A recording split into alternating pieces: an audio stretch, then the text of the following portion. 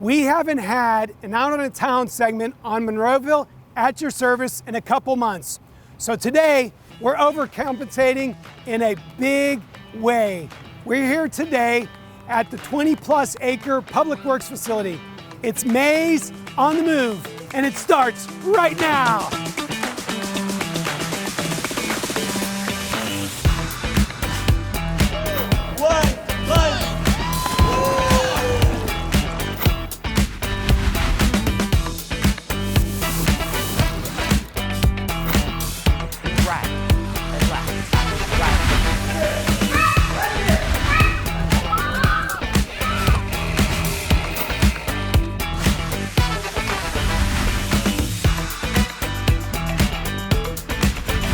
Hello and welcome. I'm here in the office of Paul Hugus.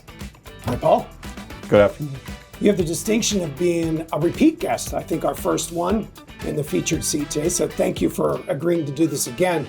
But we really today have a very special purpose, and that is for the residents at home, the viewers who are watching online, to see really the Public Works facility. So it's all Public Works.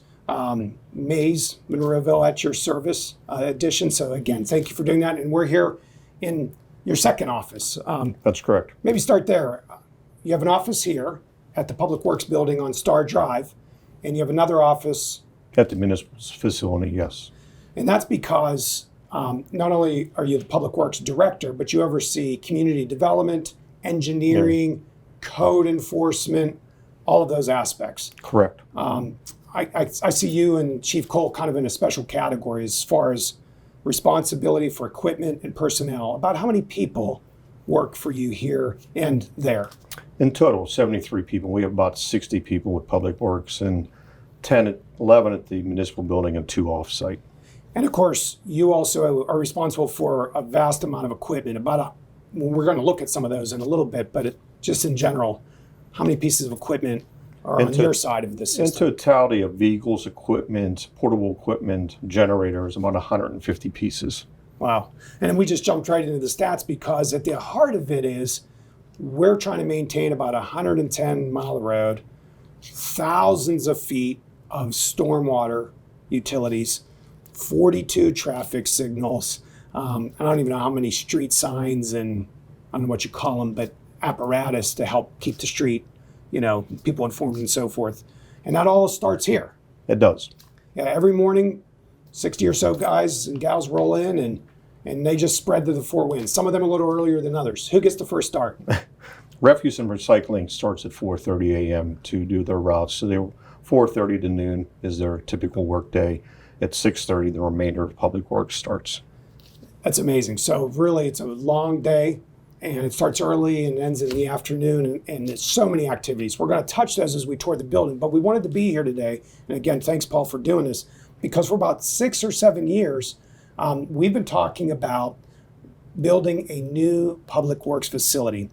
And what started the discussion of the new Public Works facility is that the municipality created a stormwater utility. And you had a lot to do with the creation of the stormwater utility. So talk a little bit about the stormwater utility. We started it in 2018. It was a direction from the elected officials that understood that we had DEP mandates that came actually from the federal level to the state level to the local level of items that we had to take care of at the stormwater level and how we would fund those because our current budget couldn't support that. So we created a fee that would offset those costs. And part of that was hiring of staff, buying equipment, and vehicles to do the work that needed to be done. Excellent. And viewers can watch a video we released last month in May where Jamie Story, the director over the MS4 program, did a wonderful video kind of explaining the purpose of clean water and flood control behind the MS4 program and the necessity. And he also showed real projects that you guys have designed and accomplished and built in our community that does both of those things. Water quality, making the water clean, safe, and then quantity, trying to reduce flood and the impacts of flooding. So I want to encourage viewers to look for that video where they can really get into the nuts and bolts of the program. But operationally, we had to staff up, we had to get equipment, and as you can imagine, with staff and equipment, you need a building. That led us into the discussion of, well, how will that work? And currently, we don't really have a building for the MS4 storm sewer program. No, we integrated them within the Public Works Department. The majority of their equipment sits outside year-round. The temperature-sensitive equipment, the camera truck, the vac truck, remains inside just because during the cold weather we can't jeopardize that to get to below freezing. But the majority of it sits outside. So with that need in mind, there began a larger discussion about a building we're sitting in, which was about 50 years old.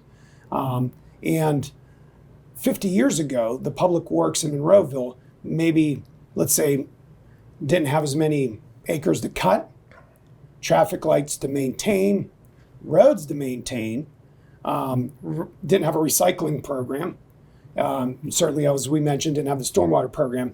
And just the sophistication of the Public Works, if you can imagine it in the 70s. I know you've been here about 32 years, so you weren't here in the 70s, but there's a lot more that is going on here, and we're going to show the folks in a few minutes what that looks like, but there's a lot more going on here than was when this building was designed. Correct. There's a lot of moving parts, a lot of different departments. The needs keep growing, so we have to adapt to those needs. Obviously we have to get more people, more vehicles, and adapt to new technology. Exactly. There's monitors in this room. Many of the traffic lights have pretty sophisticated computer systems, as well as cameras and other things that are on those. So we really wanted to do a Monroeville at your service where we hopefully could answer some questions for the public by taking them on a virtual tour, if you will, of the facility. So why don't you and I just start walking around the building and get a look at all of the things that happen here. We're not trying to color it one way or the other. It is what it is, the good, the bad, and the ugly, and all of it's here. From the great staff that work here tirelessly and are very well trained and professional, to some of the things that aren't so good and the facilities they do to work around. Things are safe. We don't want to mislead anybody. This certainly, we do our best to keep safety first for our employees and for what they work on. But really, until they see it, I don't know if the public has a real sense of all that happens in this facility. So let's go out and take a walk. Sure, let's go.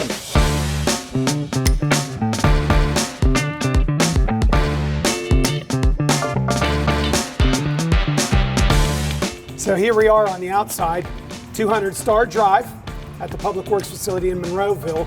We were up in Paul's office a little while ago, and we're near the front entrance where the public might see it if they come down to get some mulch or go to the animal shelter. And of course, we're standing under the canopy of the fuel system we have here. So Paul, talk a little bit about what this is. So the fueling station we have, just like any other fueling station, we have a gasoline dispenser, diesel dispenser. To your right over there is where the underground storage tanks are. We have 2 tanks. Each tank holds 10,000 gallon of product.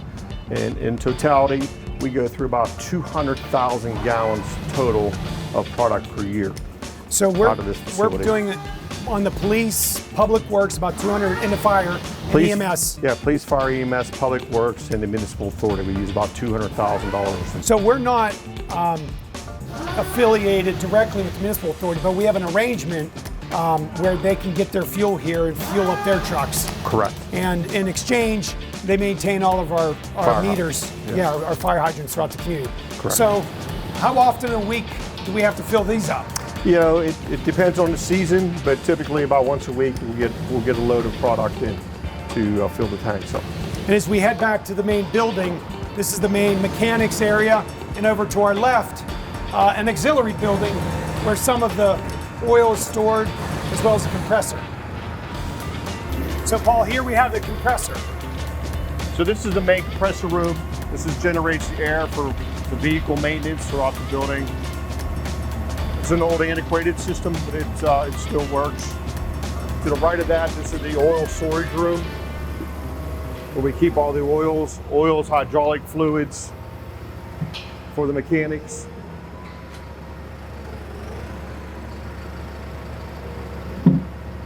So, just like everybody else, this is inspected. Yeah, we store oil. We got to follow all the rules. Anybody else, the DEB makes inspections of our facility. The county fire marshal makes inspections. We have to get permits yearly for our fueling station. And behind us is the variety of the equipment you guys deal with, obviously from small engine lawnmowers to tractors. This here is a boom mower. What does a boom mower do? Well, we call it a mow trim. Basically, we use it to cut rights of ways along our municipal roads. As you can see, the boom is extending with a big lawnmower at the end of it, and it cuts the grass down on the edge of the right of ways that we have. So again, you have the variety of vehicles, the tractors, the push mowers, and as we head inside, it just happens today that we've got engine 61 here up on the lift. That's correct. What are they doing to this today? It's here for state inspection. It's here for state inspection, and you have a variety of obviously other vehicles that we have here. The high lift, some pickup trucks, dump trucks, the police car for a state inspection. This building here was designed originally to be the vehicle maintenance. You can see there's a high base ceiling here, which gives us room so when we lift the vehicles up that, obviously there's height above it. And then we have these smaller rotary lifts for the smaller vehicles for their operation. And like the viewers at home, all of these vehicles are constantly having more technology. Even though they look like they may not, they have a lot of technology. Every one of them has technology. Even now we have the hybrid police cars, which have a separate battery battery pack in it. That creates another level of repair. But the fire apparatus, we call them snowflakes. Every piece of fire apparatus is different from the other one. Again, it's a very high-tech field.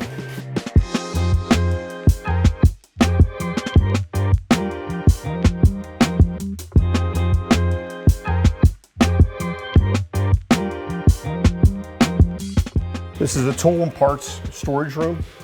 So mainly tools in here. Above us is where you get all maybe the air filters, the oil filters. Yeah, above us is a primary storage for bulk area. Here we have a lot of our tools that are kept in specific carrying cases that we kind of keep locked down. And then we have bolts, nuts, and variety of different items in here.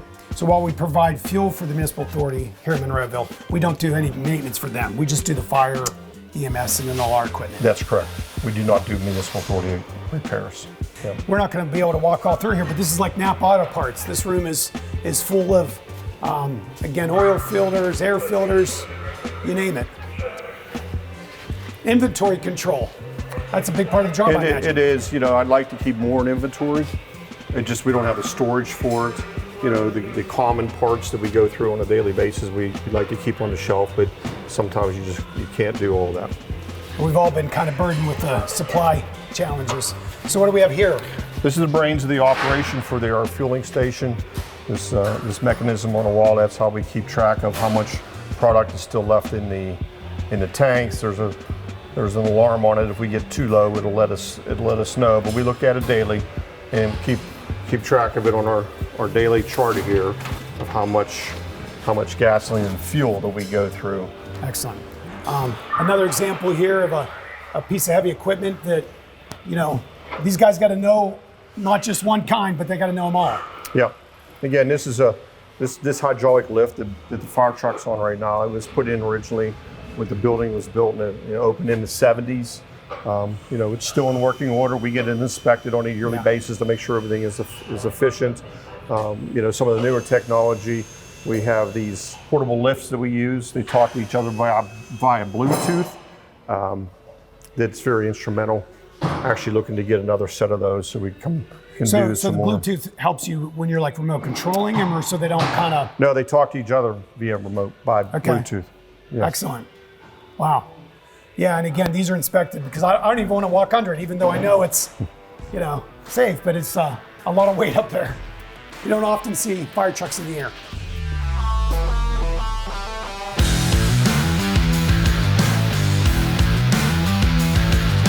So this is the low bay side, right? Yep. So we went from a larger high bay side.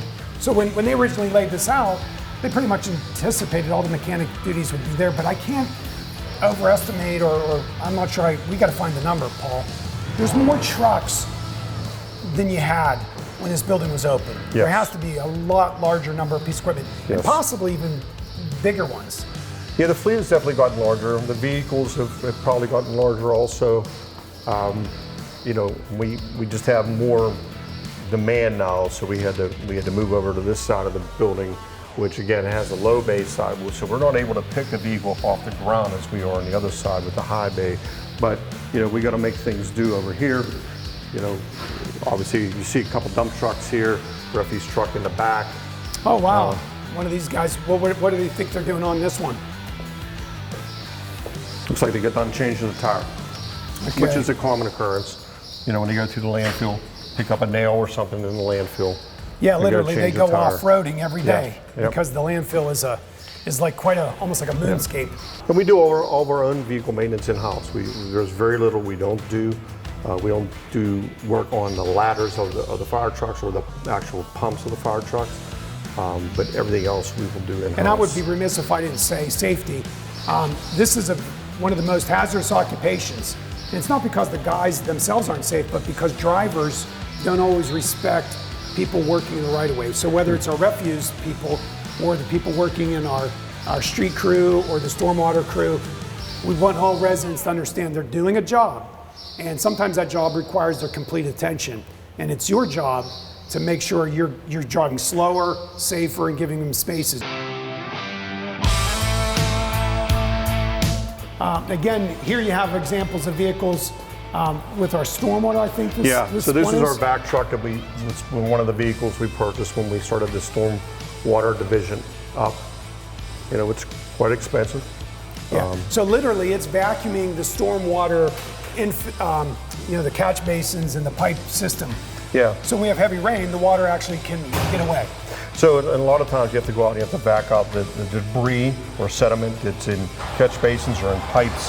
You have to remove all that before you can get in and do the work on the actual system itself. This is just a vehicle storage area. This is where all the trucks are stored. You don't see many in here right now because a lot of them are out on job sites. But in the wintertime, we store everything in the garage here. We have 10 of the larger trucks. There's 10 dedicated snow routes. The smaller 5-ton dump trucks, there's none in the garage right now. We have 4 dedicated routes for those. This is our main storage. That's you on the exit entrance. And when we go outside, you'll see the size of a snow plow that goes on these. You know, the snow plow is 10 foot wide, the doors are 12 foot wide.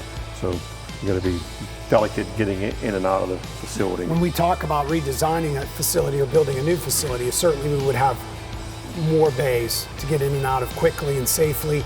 But we have, in winter operations, 14 truck routes? Yeah, 14 dedicated routes. Again, to take care of about 10 for the big trucks and 4 for small trucks. And we always want residents to understand there are 3 entities responsible for road maintenance. There's the state, which you would take care of mainly the bigger roads like the interstate, like the parkway. The county, which has kind of not a pattern, but they kind of go through our community, and in us. But in some cases, we're taking care of the state road. Yeah, by agreement, we too take care of some state and county roads. And then, like Mall Boulevard, they're private roads. That's correct. They're a private entity. And they might have a private contractor who's doing their work. So again, 14 snow routes. It's all about getting them out and efficiently and making it safe. And I know that's something we have a reputation of doing a good job on. They do. So a couple weeks back, about a month ago, we had a big storm, and I'm looking back into the corner where we have the generator. This generator is important as we've already been at the fuel farm or the fueling station because that had to be run by this while the power was out at this building for about almost 20 hours. Yeah, this generator, it runs minimal amount of items in here. It operates the garage doors, the fueling station, some emergency lighting, a few outlets, not very much. It's a very small generator. It runs every Monday morning. It runs to make sure that it's up and running efficiently, but it's antiquated for our use.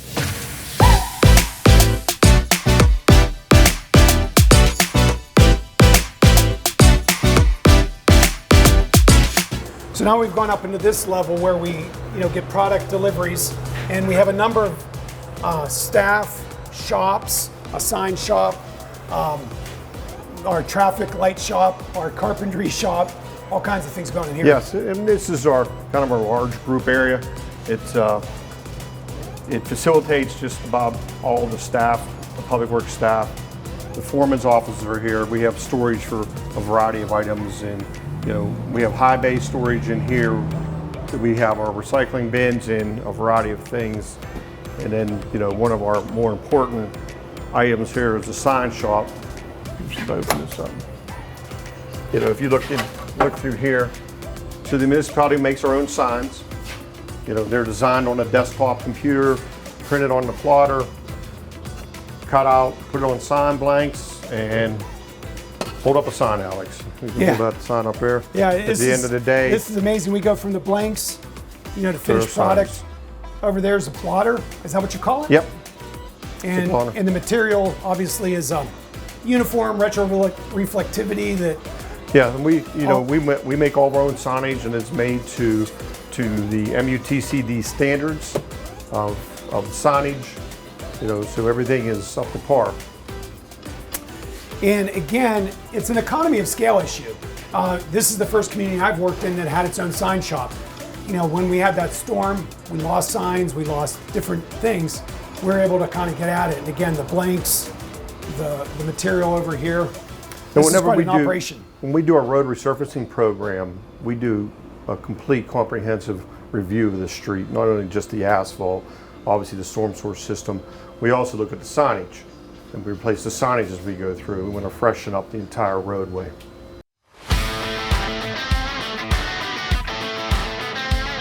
We could stop here real quick. So we were talking about the snow plows. You can see the size. This is the size of a typical snow plow that goes on the front of the trucks. Yeah, when I've been in these before, in a truck, the first time I saw it, I couldn't believe it. It was like a wave crashing along the beach. When the snow comes off the side of the blade, it was like water, and I never thought about the power of that.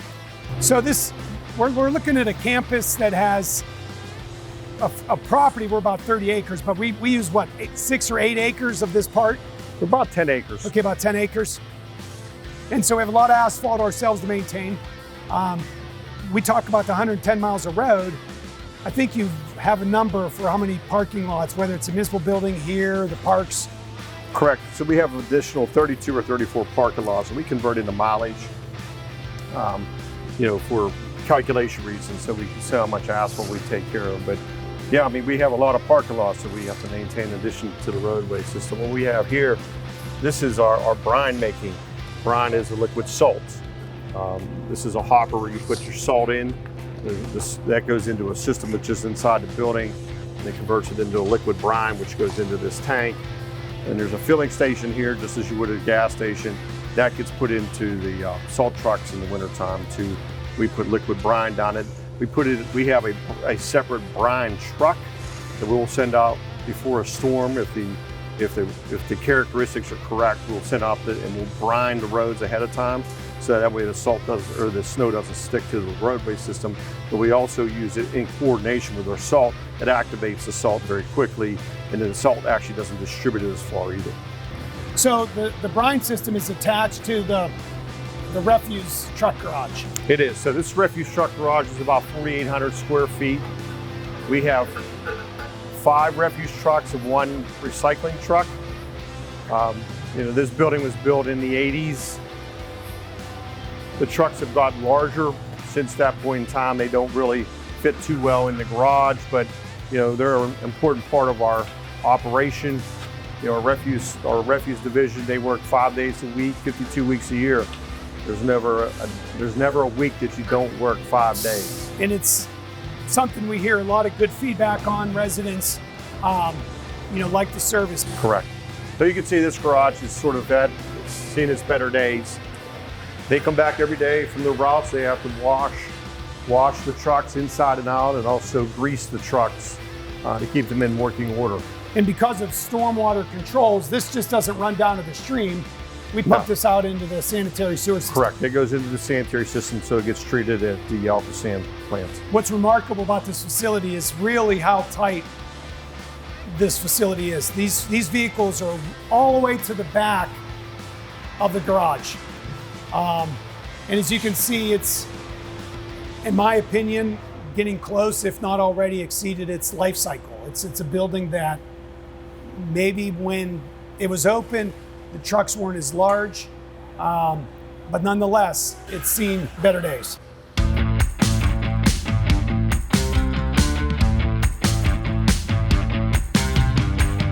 Now this facility, before this was built, there were mining issues not atypical from a lot of Monroeville. In fact, if you don't own mine insurance and you own a home in Monroeville, you ought to go to the DEP website, type in mine insurance, and for a very low annual amount, you can get it, because most people in Monroeville are built on top of mined out areas. And as a result of being over mined out areas, we don't have it in our hearing now because of the truck, but over to our left, there's a mine drainage area where it literally like a artesian well, water's coming out of the mine. Yeah, the public works facility is actually built on what's called a mine outcrop, which is where the cold surface meets the earth surface. And it's an area where you do get a lot of drainage from the mines, especially after rain events. So, you know, it's one of the things we had to control. So this, our salt dome here holds about 6,500 tons of salt. It was built in the early 90s. And it really is amazing when you walk up into it, how high that's all. Because I think to myself, you know, the kind of heavy equipment you have to load the trucks, obviously they don't reach all the way to the top, and you kind of got to reach into the middle and have it come towards you, or roll up on it to stack it. So on a heavy storm event, we talk about 6,000 tons in here. Mm-hmm. How many tons do we kind of go through on a pretty heavy storm event? You probably go through about 1,500 to 2,000 tons. And sometimes people will hear on the news, in fact, it happened this year back to the winter and the patterns of winter. Some communities actually began to ration their salt because they didn't have enough stockpiled. But we're kind of blessed here because we have this facility. We have another facility where we store salt as a backup. And of course, I'm happy we have Paul, because Paul's very proactive. I mean, you're ordering salt the minute you know salt's going out the door. And we had salt storage from 2 years ago whenever we had a very mild winter. We kept getting the salt and we stored it outside on an asphalt pad and put a tarp over it, just because I figured we would need it at some point in time. I wanted to make sure we had it. So we didn't have to get to a point where we were rationing here in the winter of 2025. And again, we have an auxiliary site at the Public Safety Training Center, which came in very handy this year also.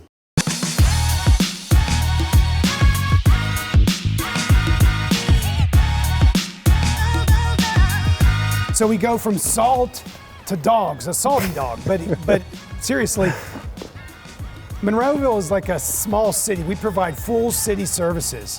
I have not worked in a community where we actually had an animal control officer. That was something we farmed out. And I've never been in a situation where we had, you know, an actual animal truck like this in this kind of facility here. So we have one full-time employee that's dedicated to the Animal Control Center. Again, this center was built, in the early 80s, late 70s, early 80s. It was built for that time. Obviously, that has grown significantly. We have both dog pens and cat pens. We also have a variety of volunteers that help with the center. We can go in. It's going to get loud. I want to go in. Not only is this one of my favorite places, but the social media that we see and the statistics, everything that happens at the animal shelter seems to get lots of views. Yes. Many people interested in the animals we have here. This is Millen Adams. He's our municipal animal control officer. Millen's a lifelong resident of Monroeville. He's a Mr. Everything. You'll sometimes see him in his truck out of community days and all kinds of things. Okay, talk about your cat now. So this is a cat room. Currently, we only have 2 cats. One's actually at the vet. She's getting spayed right now. And the other one is his dog. So she's nice. We have the capability to have up to 18 cats in their own cage at one time. These 6 right here can be expanded to have both cages that you see are going back and forth. And what's Just her to give name? them more room. That's Valentina. Yeah, she's precious. Yeah, it just gives them more room to run around. Yeah, during so the day. we encourage people who have a heart for the animals. We're kind of a last stop. Yeah. And when they're to us, they need a forever home and they need care in that in between. Again, this has been months that this little gal's been here, and she's certainly looking for a house to call home and not just the boxes here. Yeah, really tugs on your heart. Don't tell my wife. I don't want to. She'll be like, "What did you do?" I went to work today and came home with a cat. Yeah. Great. So now we're going to go to the dog side, huh?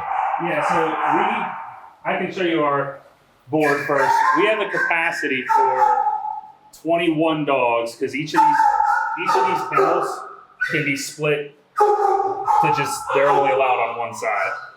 So right now we have 9 dogs. 9 dogs right now. One of them's actually on a sleepover test drive with JC from the dog stop actually. And then the other one, Bunny, is at the vet. She's been limping a lot lately, so she's kind of getting her arm checked out. How do you get these dogs? I mean, where are they coming from? Every single one of these dogs are all strays that were in Monroeville. So, yeah. And either their owners didn't come for them or they've never had an owner. So, Yeah. Can we take a look at some of these guys? Sure. This is Finn. Hi, Finn. Yeah. Oh my goodness, so soft. Look at you. This is kind of like a little public service announcement too. Finn has a chip. I scanned the chip, got the number, and contrary to popular belief, when I get the chip's number, the information doesn't just magically pop up. What? I have to put it in, look up the information. Finn's chip was never registered.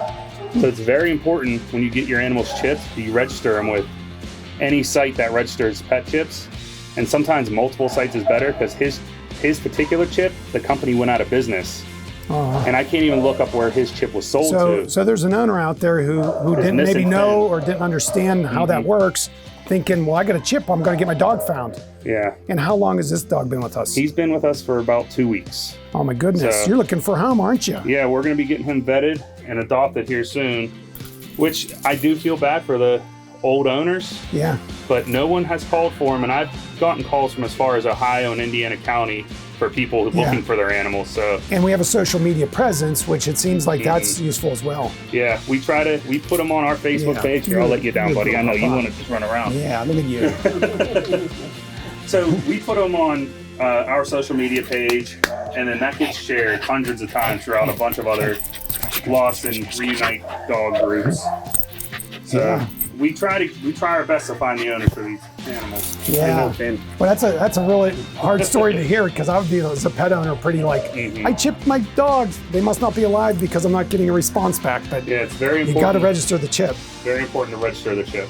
Well, thanks, Millen. All right. Thank you, We'll guys. see ya. Thanks, Bill. Thanks. So there's a lot more we could talk about, but in general, the Public Works facility is a very complex operation. It's just not purely a storage garage. It's a production site for signs. It's a repair bay for traffic signals. We have 42 traffic signals. So we've covered that. We have a carpenter, we have a plumber, because we have building that we have to maintain. And we have sophisticated, whether it's a drinking water system out at a community park, 24 parks, hundreds of acres Yes. of grass to cut.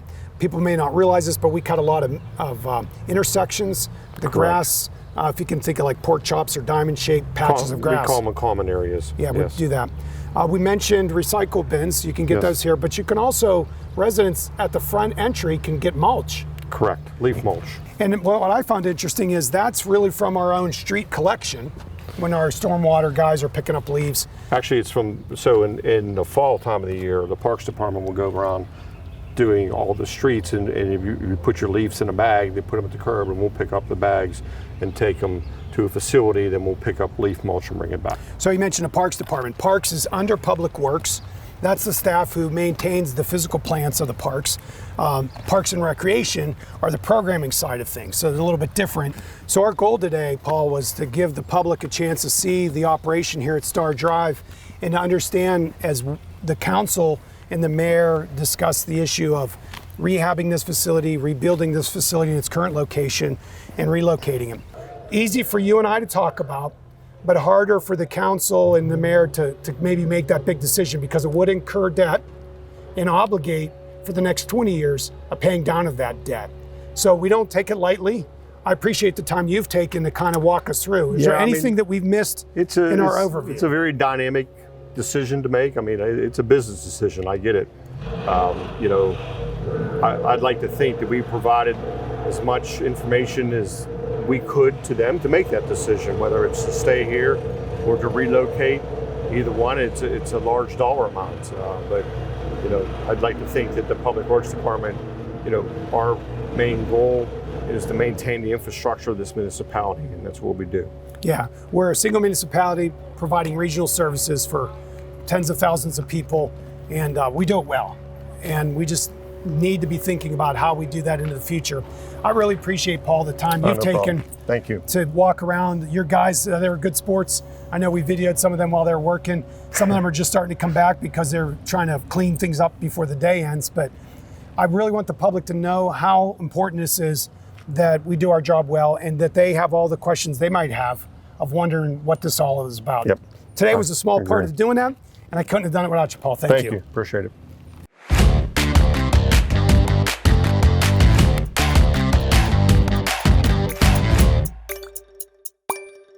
And for this month's Manager's Minute on Monroeville at your service, of course, we're here at Monroeville Public Works, and I want to talk to you about the idea of making decisions standing on the shoulders of those who have come before us.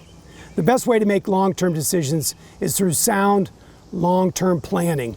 For over 6 years now, Monroeville has investigated the needs, the purpose, the why, the how, the where, about building a new public works facility, rehabbing the facility here, but it's about investing in the future.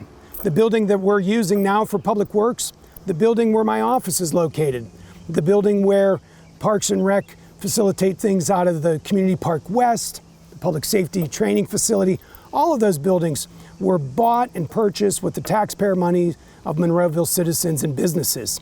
And the decisions to build those buildings were made by elected officials, along with staff, to decide what's best for the future. And we're standing on the shoulders of those decisions. We're working in the buildings of those decisions. We're serving the community from those facilities. Now is a critical time in Monroeville's history. As the private sector and Walmart contemplates rebuilding the Monroeville Mall, we're at a time here in Monroeville we're almost entirely out of debt. That's right, we've almost paid off the last part of the mortgage for the buildings that we occupy and use now. And it's the time for this board of council, this mayor, and this community with its staff to really chart the path forward. As Walmart decides the next 30, 40 years of what Monroeville looks like by redeveloping the Monroeville Mall, we too need to decide how we will serve the community for the next 20, 30, 50 years. The Monroeville Public Works Facility, as it currently stands, has come to the end of its useful lifetime. The question we have to answer is, how will we address that problem? Will we rehab the facility? Will we build a new facility here? Will we relocate the facility? Whatever decision we decide, I can assure you, will be done with the utmost care, concern of the taxpayer's purse. It will be concerned about how we best protect people and property by keeping people running and operating efficiently with the equipment and facilities that they have, and really standing on the shoulders of those who've come before us. I really implore you to stay engaged in this discussion. Participate by coming to meetings, watch what's going on, ask questions, stop me, stop elected officials, stop staff, and ask them kind of what's going on. I hope you take every opportunity over the next couple months to learn what's happening.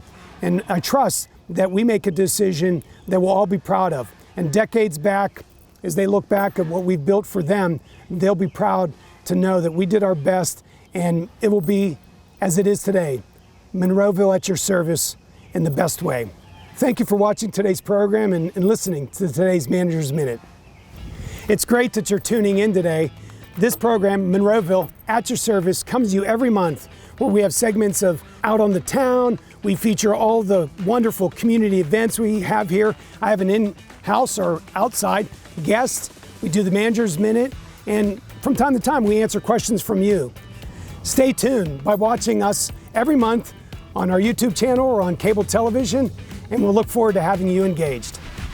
Every boy's dream is to get a chance to tour a public works facility and see all the big trucks, and even once in a while get to sit in a truck or two. And as your municipal manager here in Monroeville, I was really glad to have the opportunity today with Paul Hugus to take a look at what 60 or 70 people do every day, which is get out and protect people and property by maintaining streets, the 110-mile road, the 1,000 feet of stormwater, thousands of signs and 42 traffic lights and all kinds of things, an animal shelter. So many things happening here, and what an opportunity to see it firsthand. And what we wanted you today to understand is how complex the operation is. And if you hear people talking about what we're doing and you're curious to learn more, give us a call, ask questions. Hopefully this video has been helpful for you to see the expanse of the operation, the complexity of the operation, the size of the operation to maintain this small city called Monroeville. Thank you for watching today, and look forward to next month's show.